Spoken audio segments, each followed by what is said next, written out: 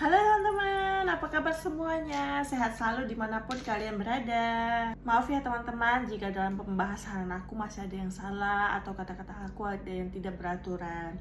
Nah, kali ini aku akan bahas tentang perjalanan aku menjadi seorang nail seperti saat ini. Pertama kali itu waktu masih kerja sebagai karyawan di salah satu perusahaan. Dan itu ada satu cici-cici itu suka banget nail art. Pokoknya setiap bulan itu dia selalu gonta-ganti nail artnya. Nah, aku kan dia nail art tuh kan dulu masih FOMO ya, masih kayak apa ya nail art itu gitu. Nah, waktu nail art itu dia suka banget deh buat desain lucu-lucu gitu. Setelah buat desain lucu-lucu, sering tanya, "Ce, nail art di mana? Kok bagus?" gitu-gitu. Dan dikasih tau lah dia nail art di sini-sini. Akhirnya kita cari dan aku booking dan jadi itu menjadi ketertarikan aku dan aku suka banget jadinya. Dan itu suka deh, pokoknya ganti-ganti deh. Bulan itu bisa sekali ganti dan makin lama kan aku orangnya bosenan ya. Jadi satu bulan itu bisa 2 kali ganti guys. Nah, sekali nail art itu harganya 200 sampai 300 ribu dan itu lumayan mahal ya, dengan gaji aku yang lumayan ya minim lah ya gitu.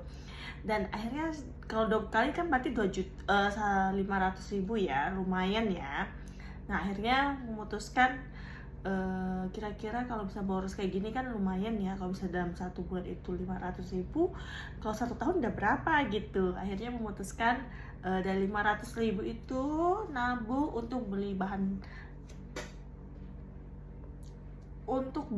nail art. Nah, waktu beli bahan nail art itu dengan harganya lumayan tinggi ya, karena dulu di kala itu nail art di tahun 2018 itu tidak terlalu seperti sekarang guys. Kalau nail art itu dapat rata-rata boleh dibilang 80% masyarakat itu udah tahu gitu. 80% orang tuh udah pada tahu kalau nail art itu seperti apa gitu, dan nail art itu apa dan lain sebagainya. Nah, kalau di kala itu sama sekali tidak ada yang tahu, bukan tidak ada yang tahu, sangat minim yang tahu gitu. Akhirnya barang-barang lumayan mahal gitu, harus impor dari luar gitu dan lain sebagainya, harus PO dan lainnya. Nah, kala itu akhirnya beli beberapa bahan yang menurut aku penting. Akhirnya aku pelajari nah sendiri. Mungkin itu masih jelek ya guys, dia dalam 2-3 hari udah mulai ngelotek nih di ujung-ujung sini, mulai kebuka tengah gitu ya. Akhirnya nabung lagi gitu. Akhirnya memutuskan untuk kursus. Di kala itu juga kursusnya mahal banget guys, nggak kayak sekarang. Dulu kursusnya menurut aku mahal ya, tapi nggak tahu menurut teman-teman. Nah, di kala itu 700 ribu itu menurut aku udah mahal banget ya. Kalau misalnya sorry, di kala itu 7 juta untuk 5 pertemuan itu menurut aku udah mahal ya, karena dengan gaji aku sebulan itu hanya 1.500.000 dengan harus menabung berapa bulan tuh untuk ngumpulin 7 juta itu. Akhirnya di pertengahan tahun 2019 kalau nggak salah ya, akhirnya memutuskan kursus di salah satu kota, sama terus kotanya sama dengan tempat tinggal aku. Akhirnya kursus di situ dapat ilmunya, akhirnya belajar sendiri, sendiri. Akhirnya kalau ikuti kuliah itu saya luka dan lain sebagainya, berdarah dan sebagainya, kan nggak berani terima klien atau model. Akhirnya tetap aja belajar gunting sendiri. Akhirnya udah merasa percaya diri, akhirnya mulai terima model. Nah, model pertama itu waktu itu C Sylvie. Kalau C Sylvie nonton, thank you ya C, udah dukung aku. Kalau nih, nah adanya seperti ini, kalian bisa lihat sendiri, jelek banget ya dulu. Sampai sekarang aku lihat, oh dulu aku ternyata nailnya seperti itu gitu guys. Nah, setelah itu udah nail art, terima modal, mulai ngumpulin portofolio. Akhirnya tiba-tiba terjadinya COVID. Akhirnya kan COVID kan nggak boleh ini, nggak boleh itu, nggak boleh ini sebagainya. Akhirnya off lagi dan tidak kerjakan lagi. Tapi guys, waktu masih off itu aku tetap terima, bukan terima, tapi tetap belajar kursus. Nah, waktu itu kan COVID, nggak boleh ketemu orang dan sebagainya, tapi bisa kursus online. Nah, waktu kursus online itu lumayan harganya murah ya, sekitar 200, kali pertemuan 300 ya, masih bisa lah ya. Nah, tinggal kita waktu itu belajar desain dengan beberapa coach yang lumayan terkenal di Indonesia. Akhirnya belajar sama beliau secara online, dan biasa dikasih materi free atau dikasih satu grup itu bisa komunikasi atau sharing tentang ilmu. Akhirnya kita lihat, akhirnya baca, cari pendidikan, pengalaman dan sebagainya. Nah setelah itu COVID kan udah mulai mereda, dan akhirnya udah boleh lah ya terima customer. Nah waktu udah mulai terima customer itu ternyata terjadinya tidak ada dukungan dari keluarga sendiri.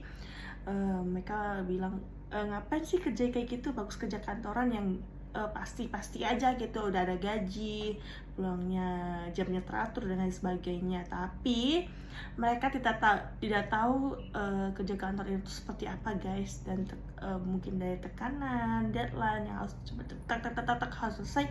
Akhirnya mungkin bagi mereka itu ya udahlah ya, itu namanya juga kewajiban kamu digaji gitu. Cuma kan kalau bisa kerja sendiri, kenapa tidak? Saya bisa atur diri sendiri, bisa mau ngerjain jam berapa dan sebagainya bisa dikerjain sendiri. Cuman ya kalau kita di endorse ya ada kaitan dengan sebuah brand, tapi masih diatur sama brand gitu ya, tapi masih oke gitu. Menurut aku tidak harus kerja dari 8 jam tok duduk di kantor ngetik atau lain sebagainya. Dan menurut aku waktu itu udah mulai jenuh gitu ya, pengen cari pengalaman baru gitu. Tapi kantor aku bagus guys, menurut aku bagus, cuma ya menurut aku udah jenuh gitu, aku harus cari pekerjaan lain gitu.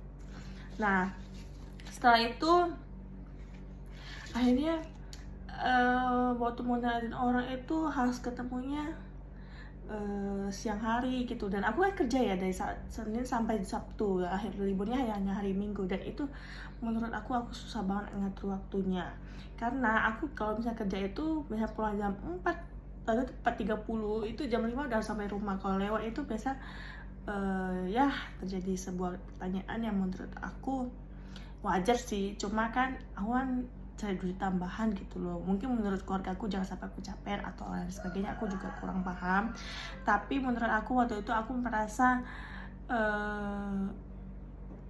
agak susah ya ngatur waktunya gitu. Jadi akhirnya memutuskan untuk naat di hari Minggu aja, dan itu lumayan merepotkan dan agak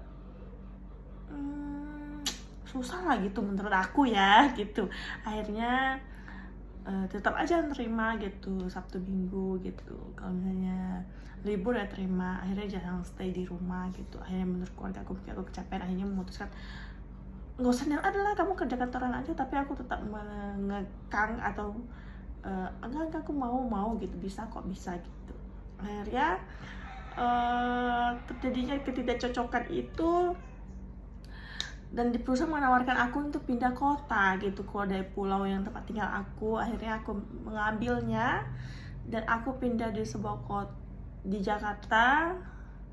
Waktu itu tepatnya di Bekasi. Akhirnya belajar kerja di situ. Akhirnya vakum lagi di dunia naat guys. Nah waktu vakum di dunia naat itu ya I know lah ya, kalau misalnya vakum akhirnya ada beberapa pelajaran yang sudah tidak aku ikuti lagi, trendingnya sudah tidak aku jalani lagi, dan tidak tahu lagi trennya apa. Akhirnya akhirnya di tahun 2003 kan aku pindah ke Jakarta ya, 2003 akhir 2023 aku udah mulai udah mulai belajar lagi. Di bulan Desember gitu, pokoknya akhir tahun 2023 di Desember aku udah mulai aktif lagi. Di tahun 2004 aku udah mulai kursus online, dan akhirnya sekarang banyak kursus online ya. Kalau misalnya nggak ada waktu, budgetnya kurang, ambil kursus online ya. Kalian mau kursus sama aku juga bisa ya. Kalian mau belajar kursus online. Nah walaupun kursus online kalian masih bisa menurut aku masih bisa menyerap ya, karena aku kan sudah ada basicnya gitu. Nah setelah itu kursus online, belajar lagi, belajar naat sendiri lagi dan lain sebagainya. Di tahun 2000 24 pertengahan aku sudah mulai terima klien lagi, terima modal, klien dan sebagainya, udah mulai kebuka lagi. Di akhir tahun 2024 aku sudah punya studio mini, dan akhirnya aku udah belajar terima klien lumayan sering gitu ya, walaupun itu kerjanya pulangnya malam, tetap aja aku terima klien kalau misalnya ada waktu gitu. Nah setelah itu di tahun 2025 aku mulai aktifin lagi, sudah stabil sampai saat ini, alhamdulillah, puji syukur ya. Dan akhirnya berkat Tuhan aku bisa sampai saat ini. Waktu itu karena aku tinggal di luar, jadi nggak ada yang mengatur aku. Biasanya mengatur aku harus jam segini udah di rumah, bla bla bla, enggak. Jadi aku punya kebebasan mengatur jadwal aku, jadi aku lebih enak. Dan sekarang kalau misalnya aku pulang kerja, pulang jam 5, aku jam 7 sudah terima klien sampai jam 11, jam 12 baru aku istirahat. Kadang juga malamnya aku masih buat video desain untuk di-upload gitu guys. Jadi untuk saat ini aku sangat mencintai pekerjaan aku sangat menyukai profesi aku sekarang, karena aku mempunyai kebebasan luar biasa menurut aku.